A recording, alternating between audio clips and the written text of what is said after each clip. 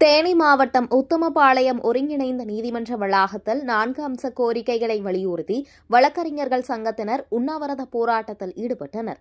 தேனி மாவட்டம் உத்தமபாளையம் ஒருங்கிணைந்த நீதிமன்ற வழக்கறிஞர்கள் சங்கத்தினர் 4 அம்ச கோரிக்கைகளை வலியுறுத்தி உண்ணாவிரத போராட்டத்தில் ஈடுபட்டனர்.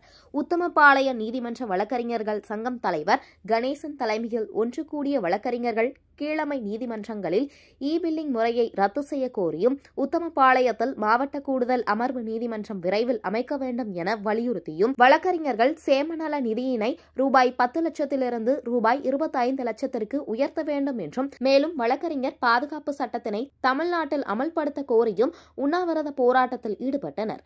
போராட்டத்தில் கலந்து கொண்ட ஏராளமான வழக்கறிஞர்கள் 4 அம்ச கோரிக்கைகளை வலியுறுத்தி கண்டன கோஷங்களை எழுப்பி சிறப்புரையாற்றினர்.